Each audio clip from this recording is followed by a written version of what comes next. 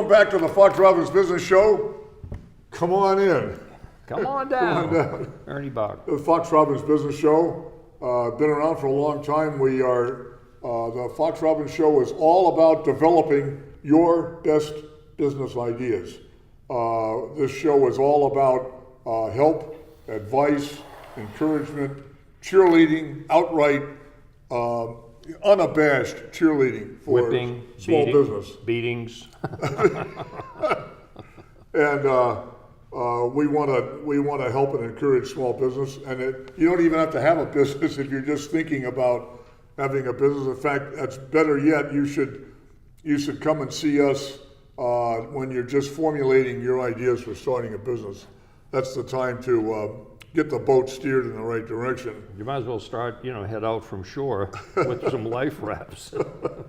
And I'm the co-host, Bill Fox, and the other co-host is, get this guy is intoxicating. He's cordless. And he is vibrating. He is Coach Robbins. I invented the cordless extension cord. Oh, you did? Yeah, I couldn't patent it though. Couldn't come up with a drawing. Coach, you never know what the coach is up to. I have to watch him constantly. Yeah, I watch him constantly too. We're going to do on this show, that's one of Coach's favorite topics, of which there are many, but this is one of them. This is seven mistakes when pitching your business. Coach, you better be the first thing is to follow the 3 rules of pitching your business. Right. There are 3 very, sacrosanct, unabashed, can't get around it, and here they are. And it's easy to remember rule number 2 and number 3 if you can remember rule number 1, which is prepare. Do the preparation. Understand who the audience is. Understand, what you're pitching. Understand what the problem is. Understand who you're pitching to. Understand your numbers. Prepare, or in this case, preparation in the past tense. Preparation. It's kind of like real estate. Location, co-location. Prepare. And by the way, you are in a constant state of preparation. You will pitch to one group of people and then probably go on to the next. And you're learning from the first, and you're re-preparing and getting ready for the second, third, fourth, fifth. Prepare. Sit down, do the work, get the advice, go see SCORE, go see the SBDC. It's free. These people know how to help you accomplish what you're trying to accomplish if you're prepared to do it properly. You guys, some of you watching the show, I got to figure, you're sitting there saying, ho-hum, big deal. What's the big deal? The big deal is this guy has counseled thousands of small business people, those who are just thinking about business, those who are in the act of starting a business, those who have a business up and running, doesn't matter. He brings up this preparation issue because he does not see it on a consistent basis where people adhere to this simple principle. Yep. So, we're going to move on. Mistake number 1 in setting up and pitching your business idea is that your pitch lacks structure, Coach. We're talking about an audience, and let's just say, for instance, the audience happens to be some investors, okay, which is a very common place where people will pitch their business idea because they're looking for money to grow the business. You can't start a business without the proper financing. A particular business that could scale into something big, you're going to need money to do that, and of course you're going to be pitching, usually pitching to investors, or maybe you want to borrow the money, but borrowing the money, like I say, is cheap, but it's risky. But if you've got a business, you've got a great idea for a business, it's a category killer, it's truly disruptive, and of course we got to prove that, then you have to understand who you're pitching to. Make sure it's an easy to follow thing. I think it was Guy Kawasaki who said a 10, 20, 30 business pitch plan. That's 10 slides that are clear, that take people through a process 10, 20 minutes. Don't drag on for 45 minutes. Nobody wants to listen. Nobody has an attention span. I certainly don't, to listen to a 55-minute pitch, you know. Look what Lincoln did in 17 seconds or something, and Douglas spoke for 4 hours. And can you remember Douglas's speech? No, but you learned Lincoln's Gettysburg Address. It was beautifully done. No central idea. Only raises questions. I mean, you want to answer a lot of the basic questions in the mind of the people you're pitching to, but it's okay to raise a few other questions, because remember, most of the time when you're pitching, you're looking to get another visit with these people. Particularly investors. They're not going to sit there and look at you and write a check right there. What you're looking for is the next meeting, and so understand that. But you need to be understandable, clear cut. It's got to be logical. You know, otherwise people misinterpret things and they're just not going to be interested. You know, the process is attention, interest. We'll get to conviction, and then you want to have a follow-up meeting, so to speak. One thing I want to follow up on what the coach mentioned about pitching a potential investor, let's say, that's critical. It's very important. But your banker, even your attorney, your accountant, your vendors. How about a customer? Customers or people you're trying to hire, or people you want to use as outside contractors to work for your business, or employees. I don't care. But you know, you don't think about this in advance, but it's going to come up, and you got to go like this and be ready to talk about that business. Especially if it's like you were just alluding to, was an elevator pitch. You know, you've got like 30 seconds, 45 seconds to tell people what you do, and you know. The old elevator pitch, you step on the elevator and the guy next to you says, "What do you do?" Right. You got 30 seconds till before it he reaches gets the ground to the fourth floor from the first. And then he disappears. He wants to know right now. And you want him to call you. You give him your card. Say, gee, that sounds interesting. Let me give you a call. Right. Mistake number 2, Coach, is too heavy on details. Nobody's interested in the finite details. It gets back to Guy Kawasaki's 10-20-30. The 30 is 30-point font. I've looked at pitches, right, that have, you know, a .02 Beelzebub Enron font, and they put the Encyclopedia Britannica on each page, and then they sit there and read the darn thing. No.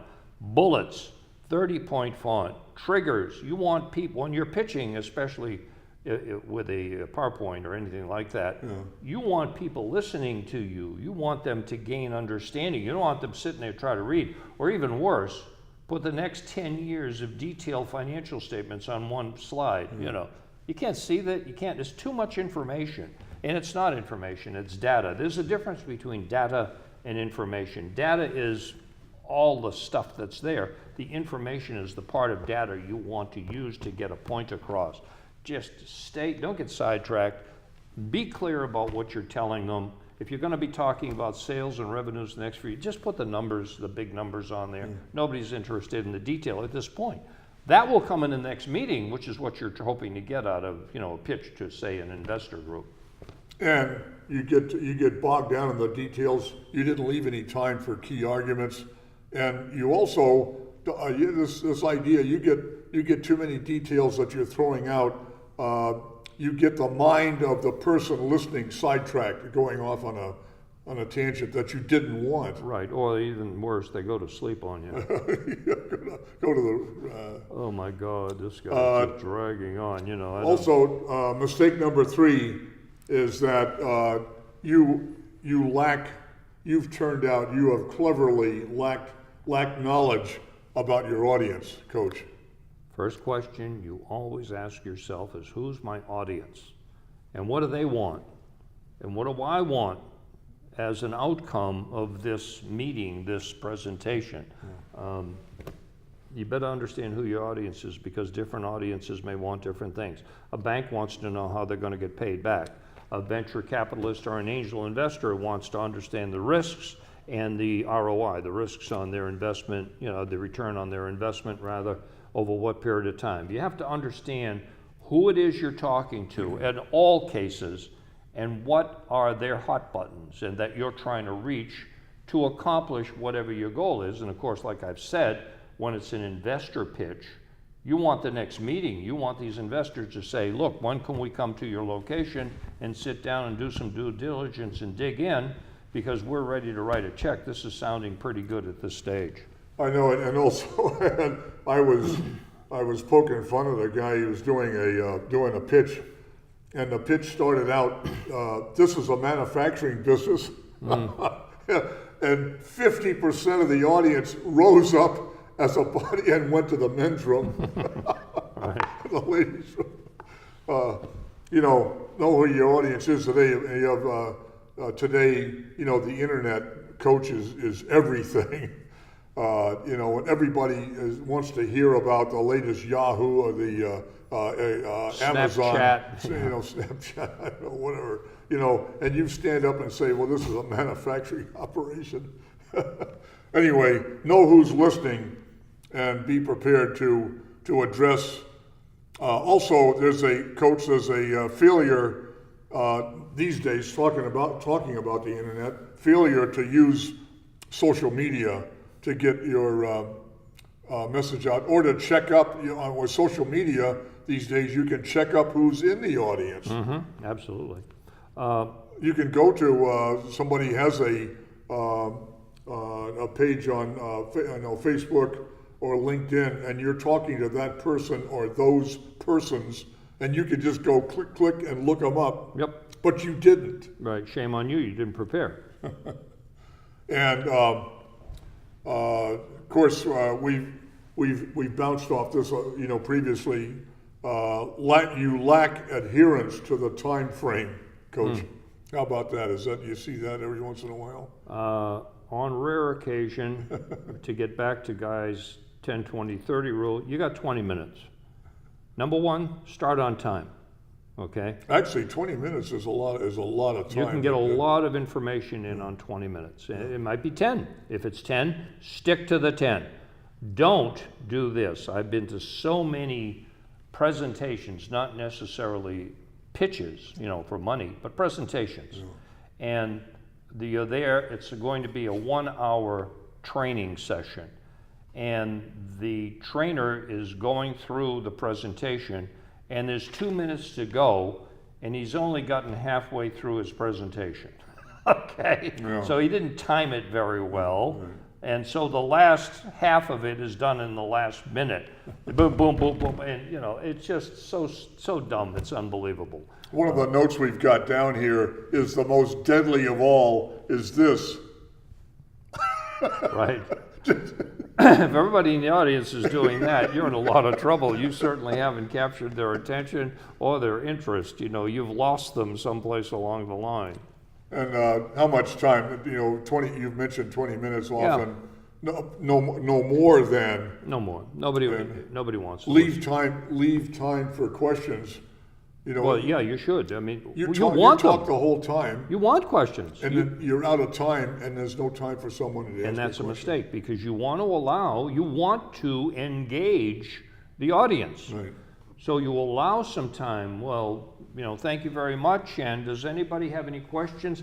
I don't like the open-endedness of does anybody have any questions. I like to ask something a little more specific. Does anybody have any questions about the unique properties of my product or service? Do you have any questions about the scale of the business, how big it could be? I like to give leading questions. I like open-ended questions because I want a discussion going for the next 10 minutes, hopefully, that people are becoming more interested and want to look to get to the conviction stage of this thing and want to say, you know what, I'm interested in this thing. Let's pursue this further. That's what you're looking to accomplish. So leave time so people can adequately ask the proper questions that they've got in their mind, and lead them to the question. And don't just ask, a closed-ended question, yes or no question. By the way, side note to this is be prepared. You know, Coach. Have we be mentioned prepared that? if no one asks a question. That's what I'm saying. I mean, lead them to a good question. Yeah. Don't just say, does anybody have any questions? to say, do you have more questions about the what's different between my solution and what's on the market and where the market is? Do you have any questions about that? Lead them, help them think of a question. Right. Don't just say, got any questions? No, okay, thanks, I'm out of here. You're out of there.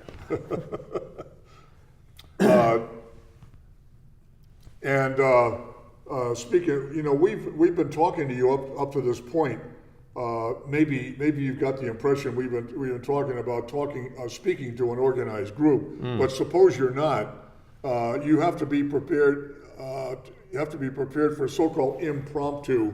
We did mention the elevator, pitch. Yeah.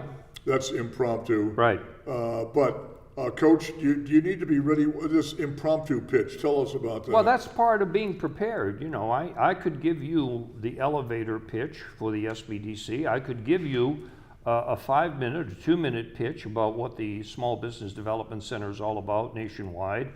I can explain it to you in 10 minutes. How long do you want me to go? Yeah. I mean, I've been doing it for, like I said, 16 years now, and I'm capable of, telling you as much as you want to know or as little as you want to know. But yeah, you need to be prepared for these impromptu meetings. You might meet somebody and just say, well, what do you do? What's your new company all about? Yeah. And yeah. You're naked, you're bare naked, no helpers. Yeah, you don't need a PowerPoint. You should have no handouts. No PowerPoint. Well, the only handout you better have on you, or I'm going to be angry, is your business card. Is your business card. And if possible, maybe even a little 3-fold brochure or a line card would be nice to have. But if you don't have a business card, then, oh boy, have you broken a rule. Yeah. So impromptu. Yeah. You're not always, pitching your business in an organized fashion to a meeting or a group. Right. Of 2 or 3 or 10 or 30, maybe it's 1, well, and it occurs when you're not planning it, just like that. That's why we call it impromptu. That's why people go and they join chambers of commerce, and then they go to the business after hours meetings. And the whole idea is to have a 5-minute conversation with different people about who you are, what your business is, and to get them interested in what you're doing. Maybe the whole idea is hopefully to find a customer, quite frankly. So yeah, you got to be able to talk to people. And the mistake I see what people make when they go to these meetings and they sit with their group of friends, they never venture out. That's not what you're there for. Mistake number 6, guys, is failure. You fail to prepare for tough questions, Coach. I don't know if you're either thinking about a business or you're starting one or your business is up and running, whatever. And as far as you're concerned, everything is great. Everything is up. Everything works. Everything's going great. But you didn't think that when you talk to outsiders that there might be some tough, harsh questions. There will be. And when you're talking to them, particularly, this is a selling thing, quite frankly, that I preach when I do sales training all the time. The sale is usually made by handling common objections. In other words, when you're trying to sell something, the same top 5 or 6 objections will probably come up. You're going to create a sale, create a customer by understanding this is probably what they're going to ask me, and this is going to be my answer. And sometimes I actually lead them to what might be considered an objection for it, so that I've got a really good preparation that I can close a sale on an objection. You need to understand what those things are. And this is part of just experience in doing whatever it is you're doing with your business. Everybody complains about, this or that. You need an answer to those objections because that's when the sale is really made. Maybe you've got a weak spot, so to speak, in your presentation. In your business, your presentation. Right. Something that's a little bit weak or questionable, or questionable data, your data. Well, if you got a weak spot, people probably will ask over and over again about that. So strengthen it up. If you got a weak spot, well, create a strength there instead of a weakness. One thing about questionable data, guys, is a business pitch going way back over decades. Believe me, is the so-called is the hockey stick projection that business plans would say, well, we start the business and we go along like this, and then all of a sudden out of nowhere the sales results go crazy. Yeah, and Well, you the can't- hockey stick and pitch. you can't tell them how that's going to I don't. happen. Nobody. Does anybody do that anymore? I mean, anybody guilty of that anymore these All the days? time. The funny, well, it's not funny, but the one that really irritated me, I just recently watched a movie called Preparation for War or something like that. And it's about the Vietnam War. And it had General Westmoreland standing in front of the Secretary of State explaining to him that during the Tet Offensive, they were attacked by, and my numbers aren't correct, 100,000 North and Vietnamese troops attacked our cities and towns. We killed 30,000 of them, and we captured another 120,000 of them. And those numbers aren't right. But Clark Clifford looks at him and says, "Are you bad with math or something?" Really? Those numbers are questionable, sir. You might lack financials. You've got to have to back up. I mean, business is a financial undertaking. Thank you very much. It's all about numbers.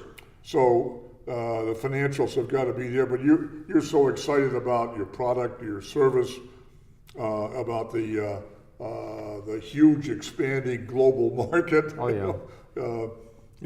And you forget the numbers, the money. financials. You got to know your numbers. You see it on Shark Tank all the time. Yeah. It looks like a pretty good thing. They start questioning the person about their costs, the sales, the revenues, the target pricing, all the stuff. And the person doesn't understand their numbers. They walk away. Yeah. The sharks immediately walk away. You don't understand your numbers. Who doesn't want to talk to you? And lack of clarity and all an audience. If you did know the audience, if you do know the audience, You better. You realize that starting out they're skeptical from the get-go. Maybe if they are. The first question in their mind is always going to be, "So what?" Just picture them out there sitting there, and everything you say, they go, "So what?" So you better have an answer to "So what." Well, there's also if you're speaking to investors, you think you're the only one. They have listened to 10, 100, or 1,000. 1,000. Who knows? I mean, it depends on whom you're speaking They to. look at their websites. But get something going on in your mind that you're speaking to someone who has seen and heard, other presentations. Many. But you think you're all by yourself and you're the only one, the only center of attention. That's You're a not. mistake. You're not. Mistake number 7, Coach, is, and you've alluded to this already, cannot handle rejection. You're not ready for the tough questions, and if the tough questions come, you can't handle it. I go by the sales formula, SW cubed over N. SW 3 times cubed divided by N. That stands for some will, some won't. So what? Who's next? Okay, I'm going to move on. I'm not going to take it as a rejection of me personally. It may be rejecting my business idea, but I'm still positive about it. I want to know why they rejected it. I want to maybe fix it in the next presentation or in the business itself. But don't take rejection. You're going to get rejected. My God, you're going to get rejected, constantly. But the Kentucky Colonel, he was rejected 1,000 times. You've heard the stories. They asked, who invented the light bulb there? Edison, right? They asked him, "Did you get discouraged? A time filament after filament didn't work. Didn't you get discouraged? Or don't you feel, No, I didn't feel discouraged. I know that's not something I want to try again. I'm not going to do that. I know not to do that because now I've eliminated that as a possibility. I'll keep going until I find the possibility that works." Well, it's the same thing with whether you're pitching to investors or employer, whatever you're pitching to. They're not interested? Fine. Why not? Great. Let me fix it and move on to the next group. Some will, some won't. That's so what? the old sales training. Says the rejection serves only to move closer to the Exactly. To a the sale. no. It moves you closer to the next yes. And learn from that. Whatever, you got to think that way. Persistence. Yeah. So persistence wins out. if you're not prepared for persistence, don't even get started because, I wasn't prepared for persistence. Actually, what happened is a little kitten showed up on my back door. I don't want a cat. I had a dog, right? Yeah. I don't think the dog would want a cat. This cat sat on my back porch screaming, would not leave, right? Yeah. So I finally gave it some food. Next thing I know, it's moved in, and guess what I called the cat? Persistence. It wouldn't go away. You know, if you're raising money for a business, you only need one yes. You know, you need one believer. Yeah. And so who would that be? And you're sorting that out. You're being persistent. I'll tell you what. Handling rejection. That's not an easy item. By the way, you just reminded me that this whole deal about having pitching your business idea and preparation. We didn't exactly say this, but you need to give it to your friends, relatives, neighbors, anyone you can stir up. Sure. And try it out. That's part of preparation is to practice. Yeah. You Try bet. it out. You bet. And get people scratching their head, looking at their watch, Right. or saying, You know, I there's don't even know what you're talking about. Right. Yeah. You better make some mid-course corrections. A lot of high technology scientists tend to make a presentation and talk in jargon, and the audience sitting there going, I have no idea what they're talking about. So preparation, guys, pitching your business, be prepared, try it out.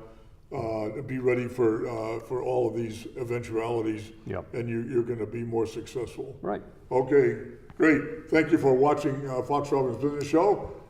Great to have you on board. The Fox Robbins Show is on YouTube, so you simply go to YouTube on the internet and just type in a single word, Fox Robbins, FOXROBBINS, and click, and you get a library of business shows that you can watch at your leisure, when you can afford the time from your schedule. Also, feel free to send us an email, clean comments only, and we have an email, foxrobbins@gmail.com, and we're going to see you guys next time.